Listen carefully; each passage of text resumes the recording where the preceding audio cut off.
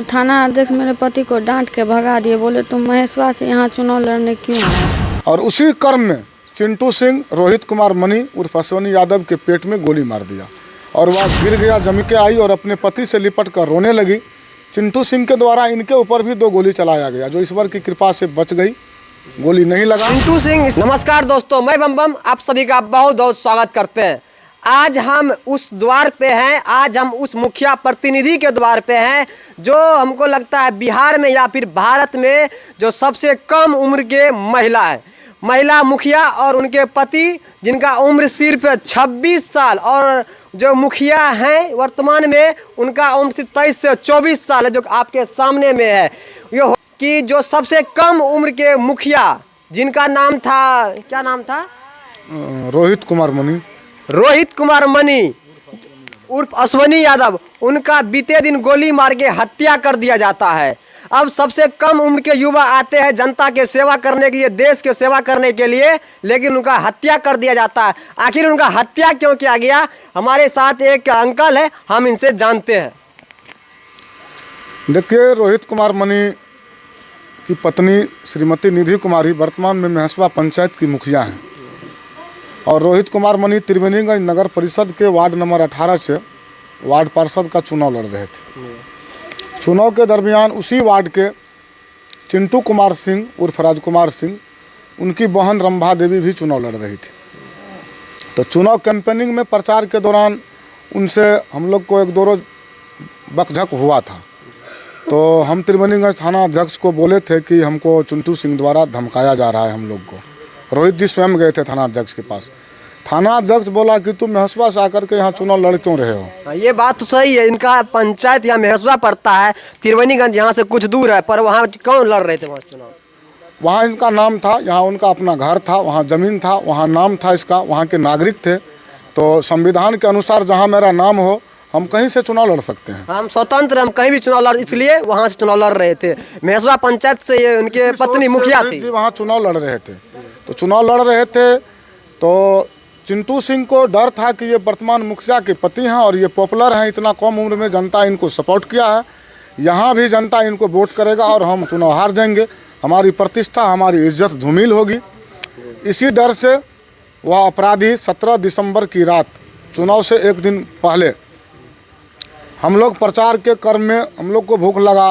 रोहित जी और उनके जो भी 8-10 सहयोगी थे, जनता road Triveniganj Rohit fuel centre के पास मेरा चुनाव कार्यालय था, हम लोग वहाँ खाना खाने के लिए रूम पर आए। जैसे रूम के पास पहुँचे, चिंटू सिंह 8-10 अपराधी के साथ मोटरसाइकिल से सभी आदमी को घेर कर 1-2 हवाई फायर किया। हमारे कुछ सहयोगी डर के मारे इधर उधर भागने लगे और उसी क्रम में चिंटू सिंह रोहित कुमार मनी उर्फ अश्वनी यादव के पेट में गोली मार दिया और वह गिर गया, ज़मीन पर छटपटाने लगा।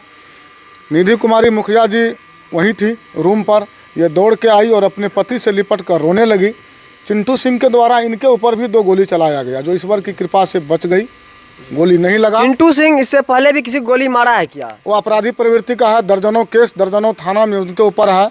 वर्तमान विधायिका अमला देवी की पुत्र की हत्या में भी वो शामिल था, रोड लूट क्राइम में भी उसका नाम। ऐसे तो इलेक्शन के टाइम में जो होता धारा 144 लगा हुआ रहता है, तो फिर भी लोग खुलेआम हथियार लेकर घूमते हैं। इसलिए कि इसमें प्रशासन की भूमिका संदेहास्पद है। प्रशासन को सूचना मिलने पर भी अपराधी खुलेआम हथियार लेके घूम रहा था, जिसका उपयोग उसने रोहित कुमार मनी के ऊपर कर भी दिया। तो धारा 144 त्रिवेणीगंज थाना अध्यक्ष के पास कोई मायने नहीं रखता है और ना ही रखा। अगर मायने रखता तो इस तरह की घटना नहीं होती। थाना अध्यक्ष सजग रहता तो घटना नहीं होती। इनको गोली लगा, हम लोग अनुमंडलीय अस्पताल त्रिवेणीगंज लेके गए, वहाँ से रेफर कर दिया गया दरभंगा में गोली निकाल भी दिया गया। ऑपरेशन सफल रहा, लेकिन 2 रोज़ के बाद तबीयत बिगड़ने लगा, वहाँ से रेफर कर दिया पारस हॉस्पिटल पटना में इलाज के क्रम में रोहित कुमार मनी का मौत हो गया। मतलब गोली लगने के 3 दिन बाद रोहित कुमार मनी का मौत हो जाता है। और अभी तक क्या थाना से कोई मिलने आए? कोई भी पुलिस प्रशासन इस पीड़ित परिवार को सांत्वना देने के लिए अभी तक नहीं आया है। क्या आप लोग कुछ आवाज़ उठाए थे?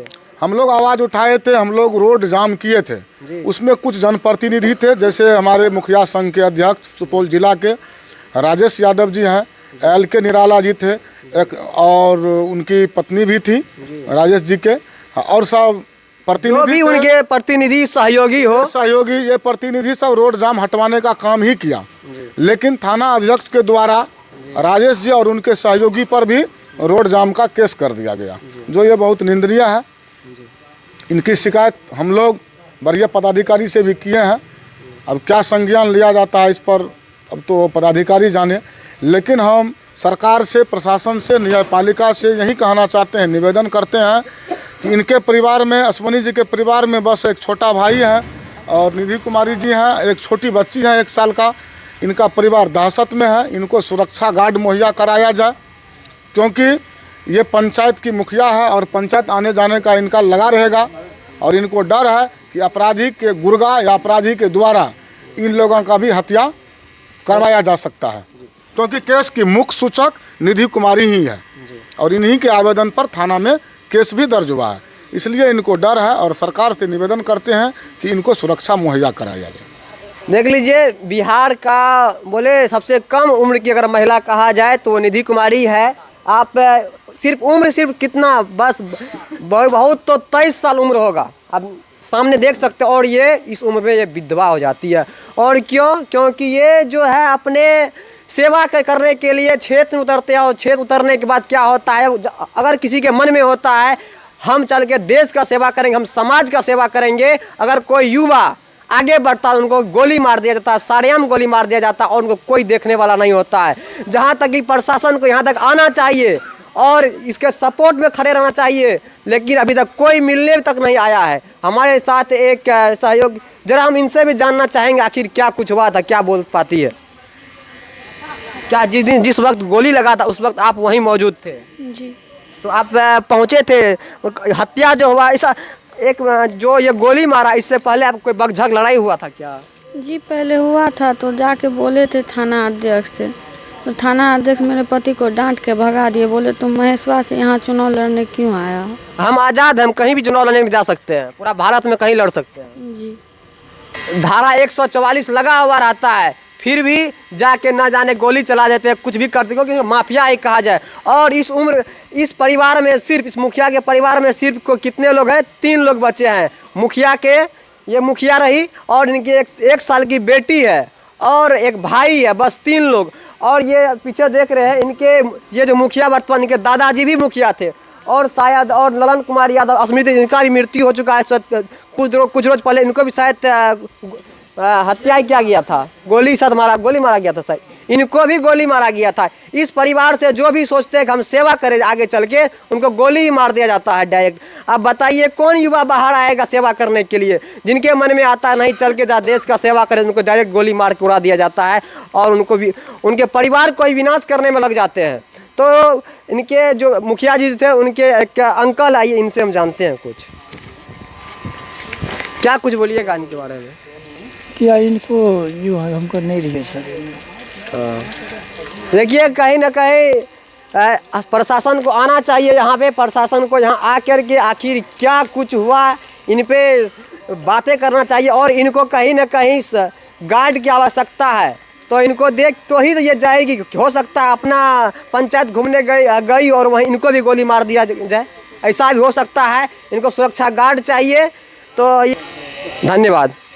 देख लीजिए, जब इसको पहले बकझक हुआ था चिंटू यादव से, उनसे ही ना, तो बकझक होता है, बकझक होने के बाद थाना पहुंचते हैं अपना कंप्लेन शिकायत लेकर के, तो वो डायरेक्ट उनको धोप देते हैं और चिल्ला के बोलते हैं तुम महेशवा से त्रिवेणीगंज चुनाव लड़ने के लिए क्यों आता है। ये देखिए, ये होता है माफिया, क्योंकि वो चिंटू यादव माफिया थे, क्यों तो ही ना सारेआम घूमते हैं, गोली मारते हैं।